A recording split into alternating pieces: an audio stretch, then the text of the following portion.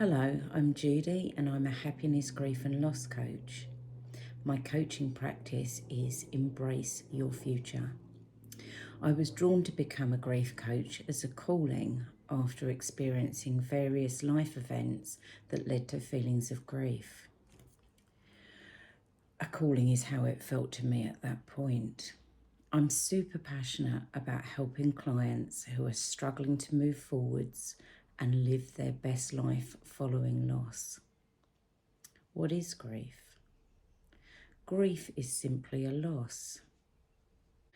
We grieve because we loved, whether we have lost a loved one, our relationship has dissolved, we have been made redundant or retired, or perhaps we're living the life unexpected and are grieving the loss of our dreams. Grief is so often misidentified or poo-pooed. We are told following the loss of a pet that we can get another cat or dog, or that there are plenty more fish in the sea after the loss of a relationship, another partner will come along. How many of us were told as a child when we exhibited emotions not to be silly?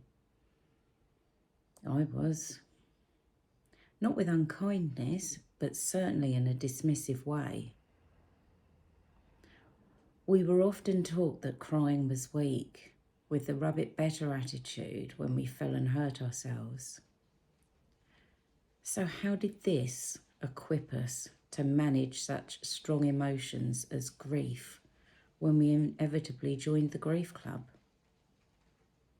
Most likely it didn't.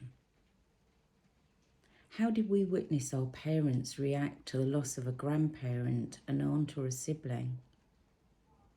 Often we saw little emotion displayed, and generally the loss was talked about very little.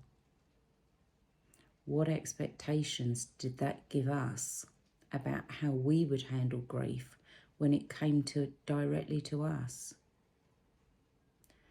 I remember my dad crying when the dog died, but when Nanny died, he delivered the news to me by phone at work saying, "Nanny has kicked the bucket." That didn't pave the way for grieving healthily or sharing my grief with the wider family. In these days of being much more in touch with our emotions, there being little shame in mental health diagnosis as there was for previous generations, we have actually made little progress in learning about or managing grief, yet it's inevitable. Whether at a personal, educational or corporate level, there is little discussion or teaching on the subject.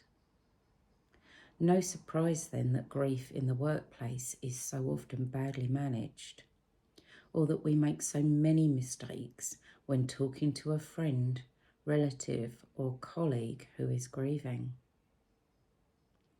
Layers of grief can accumulate, which can lead to physical symptoms such as exhaustion, cold and flu-like symptoms, feeling run down, burnt out, lethargic, even mystery aches and pains, muscle tightness or body stiffness.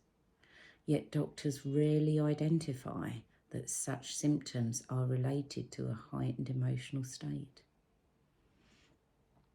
We often feel that we should just get on with it, or we have so much else going on in our life, whether managing a family, juggling work commitments, helping out a parent, we simply don't allocate the important time to our own self-care that is needed. Would we tell a friend to just get on with it? No, most likely we wouldn't. Why then would we say this to ourselves? Self-compassion is all important when we're grieving, just as grief is a necessary emotion to help us process our loss. So when engaging in self-talk, take a moment to think about whether you would give a friend the criticism you're offering to yourself, or indeed the advice. If not, what would you say to them in the same circumstance? I'll leave that thought with you. My next post will detail some of my life journey, including the causes of my personal grief. In the meantime, if you would like to talk to me about how you can move forward in your own personal grief journey, the link to my website is below. Thank you for watching.